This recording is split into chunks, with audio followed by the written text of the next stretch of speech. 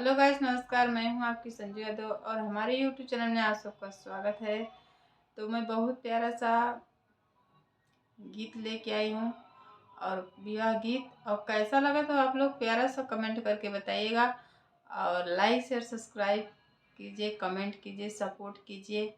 हमारी वीडियो अच्छी लगे तो शेयर कीजिए।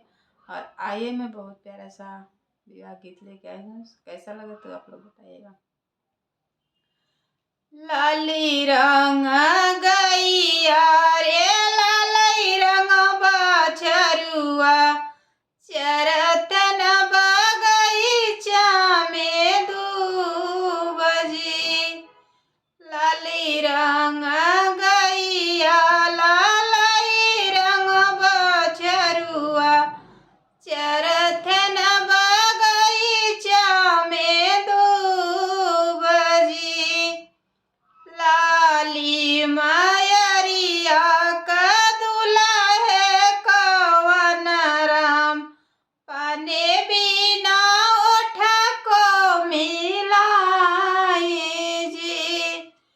लाली मयरिया का दुल्हा कवन राम पाने बिना ओठ को मिलाई जी।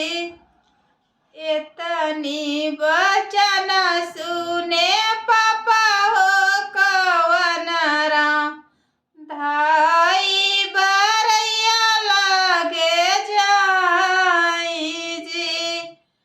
इतनी वचन सुने पापा हो कवन राम धाई बरैया लगे जाई जी। पना